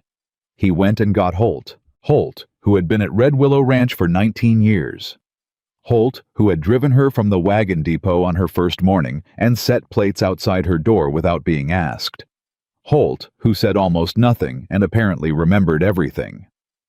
Will brought him into the office and said, "Holt, Evelyn needs to know what the actual work assignments were for every man on payroll going back 5 years. Calloway, Pete, all of them. Can you help her with that?" Holt looked at the 14 files. He looked at Evelyn. "I can tell you what every man on this ranch did every day for the last 7 years," Holt said. "I've been keeping my own log." Evelyn looked at him. "Why?" she asked. "Because somebody had to," Holt said simply. He went and got the log. It was a battered composition book, dense with his small handwriting, every day, accounted for every man named, every task recorded. 7 years of it. Evelyn held it for a moment. "Holt," she said carefully, "did you know what was happening with the payroll?" Holt was quiet for a beat. "I knew the numbers weren't right," he said. "I couldn't prove it. I kept figuring if I kept the log long enough, somebody with the right kind of mind would come along and be able to use it." She looked at Will. Will looked at Holt, with an expression that was something between gratitude and the particular pain of a man understanding how long other people had been quietly carrying his problem with him. "Thank you," Will said. Holt shrugged once the way a man did when he'd done something that mattered and didn't need it acknowledged. "Pay the men what they're owed," he said. "That's thanks enough." With Holt's log, the reconciliation moved fast. By the 3rd day, she had verified figures for 11 of the 14 workers. By the 6th day, all 14. By the 11th day, she had a complete accounting document signed and witnessed by Marcus Hale, who had stayed on at the ranch specifically for this purpose, with a payment total that she handed to Will on a single clean page. He looked at it. He didn't blink. He didn't flinch at the number. He signed the authorization. "When can they be paid?" he asked. "I can have the bank drafts prepared by Friday," she said. "Do it Thursday," he said. She did it Thursday. She was there when Will spoke to the men. He gathered them after the morning work, all 14 of them, plus most of the rest of the ranch, because word had gotten around the way it always did on a working ranch, where people lived close together, and information traveled on its own. They stood in the yard, this collection of weathered, careful men who had spent years on land they respected for a manager they had tolerated, and an owner they had never seen. Will stood in front of them without ceremony. No prepared speech, no lawyer beside him, no paper in his hand. "Most of you know by now who I am," he said. and most of you know what was taken from you. I'm here to tell you that I know it too. I know the amount. I know the years. And I know that knowing don't fix what it felt like to see a number on your pay packet that wasn't what you earned. The yard was completely quiet. I'm not going to stand here and tell you I didn't know what was happening, Will said. Because the truth is, I suspected. I suspected, and I spent too long trying to prove it the careful way, and while I was being careful, men who worked this land honestly were being shorted. He paused. That's on me. I own that. Nobody spoke. Calloway, who was the longest-serving hand after Holt, and who had the kind of face that had spent years learning not to show what it felt, said, "You're paying it back." "All of it," Will said. "To the dollar." Calloway was quiet for a moment. "Then we're square," he said. It wasn't forgiveness exactly. It wasn't the wiping clean of something that had happened. It was the particular pragmatic grace of working people who understood that what mattered was not the sentiment, but the action, and who had enough experience of the world to know that action was considerably rarer than sentiment. It was enough. Evelyn watched from the edge of the gathering and felt something settle in her chest that had been unsettled for weeks. The legal proceedings against Charles Whitmore moved through the county court with the speed of a case where the evidence left no meaningful room for debate. Marcus Hale filed in billings. Foster Gill's lawyer contacted Hale's office within 48 hours of the Wyoming documents being formally submitted, and the negotiation that followed lasted less than 2 weeks. Foster Gill agreed to void both land transfers and pay restitution for the time the parcels had been held, plus surveying costs, plus a figure that Hale described to Will as appropriate encouragement not to try this again. Will told Evelyn the total when it was done. She raised an eyebrow. "He paid that willingly," she said. "His lawyer told him what a Montana jury would make of the full evidence package," Hale said dryly from across the office where he was packing his case. "Foster Gill is not a man who enjoys being in rooms where people are angry at him." Charles Whitmore did not settle. He hired a lawyer from Billings, who made several vigorous arguments about management authority and discretionary financial decisions, and every one of those arguments met Evelyn's documentation and stopped there, like water hitting a wall. The criminal proceedings took longer than the civil, nearly 4 months, but the outcome was not something anyone in that county courthouse ever seriously doubted. When the verdict came, Evelyn was in Billings for the proceedings. She sat in the back of the courtroom and watched Charles Whitmore hear a number of years read aloud in a formal voice, and watched his face go through several things in quick succession before settling into something she had seen once before. The flat, tired thing beneath the confidence, the thing that had always been there when the performance ran out. She didn't feel satisfaction exactly. She'd expected to. She had been carrying this for months, and she'd thought there would be something clean about the end of it. What she actually felt was tired, and then underneath the tired, something quieter, something that was about Thomas and the bank and the $14. Something about what it cost to tell the truth when you were the only one in the room who would, and nobody had yet given you permission. She had not needed the permission. That was the part she kept coming back to. She had not waited for it. She took the late wagon home to Red Willow Ranch. Will was at the creek when she got back. It was evening by then, the light coming down long and gold the way it did at this hour. She came through the cottonwoods, and he was there, boots off the way he always was. Hat on the ground beside him, and he looked up when he heard her, and the thing in his face when he saw her was so immediate and unguarded that she had to look away for a moment just to have somewhere to put it. "Verdict," he said. "Guilty," she said, "on all counts." He nodded. Not triumphant, just settled. She sat beside him. They were quiet for a while. The creek ran low and steady, the way it had on every evening she'd come here, the way it had been running since before either of them existed, and would run long after. There was something about that she found steadying. "I've been thinking," Will said. "About what?" she asked. He was quiet for a moment in the particular way he was quiet when he was choosing words with care. "About the fact that you came here 26 days into a job you'd taken because you had $14 and a borrowed suitcase," he said.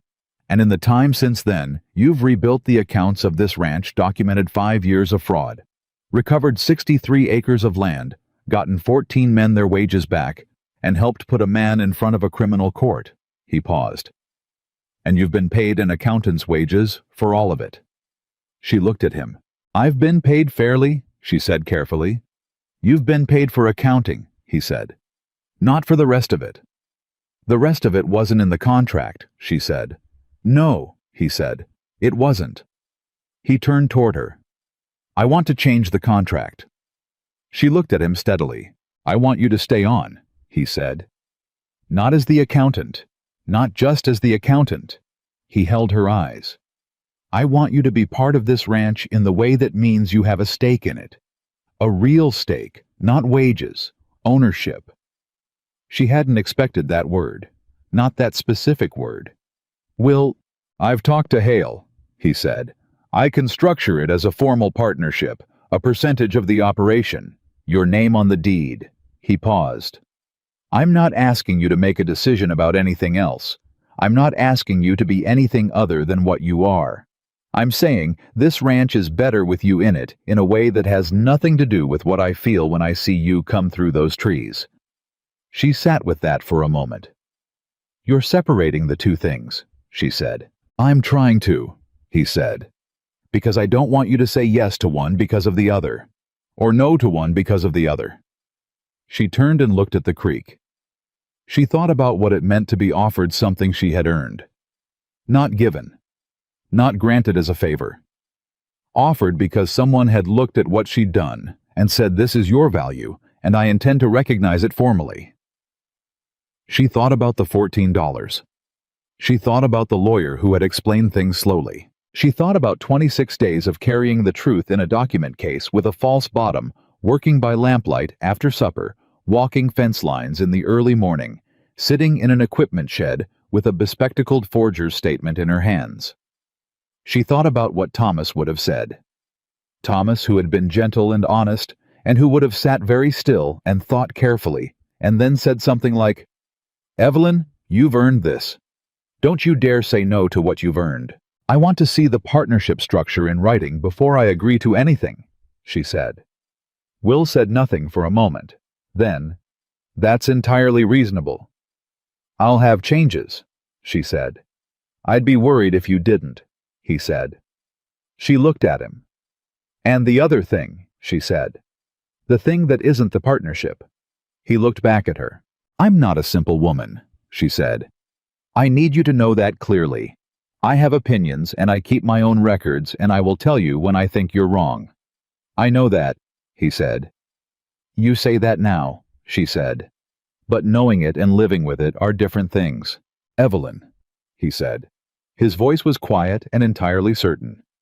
I spent 3 years living on my own ranch pretending to be a hired hand so I could find out if the people around me were telling me the truth.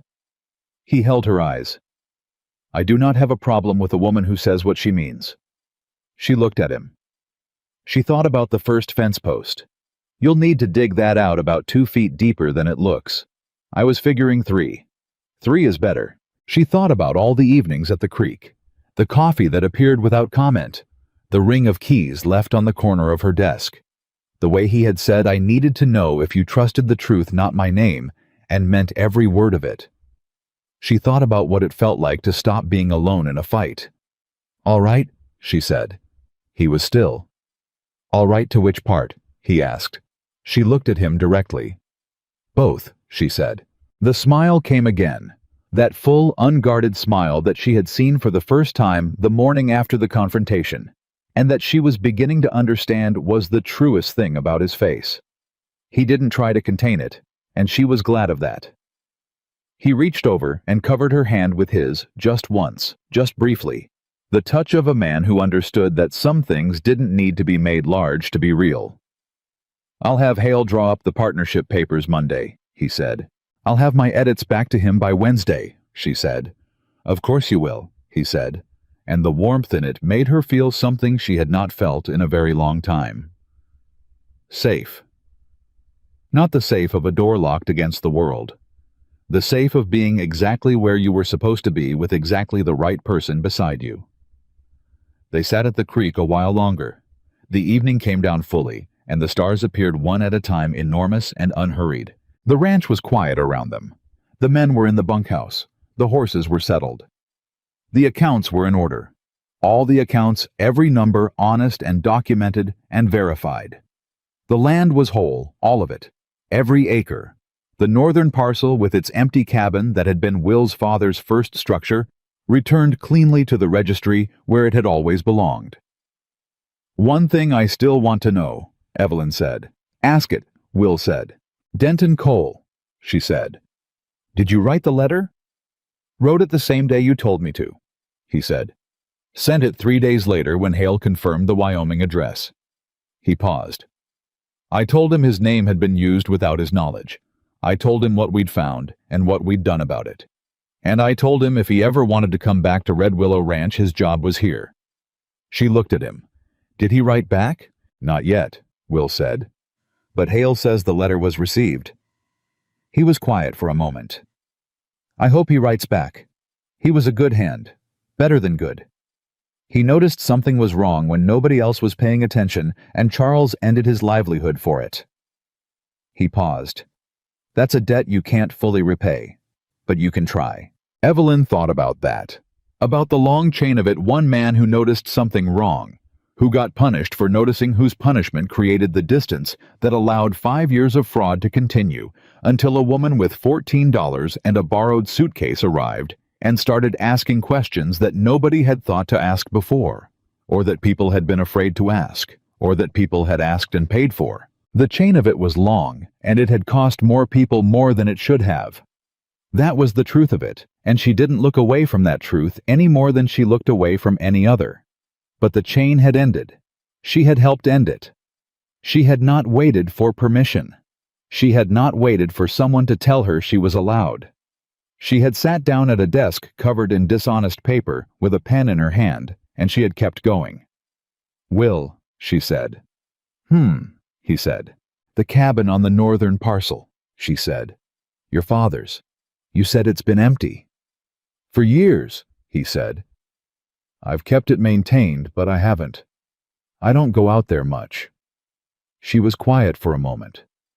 "You should go," she said. "When you're ready. Not to do anything with it, just to go." He turned and looked at her.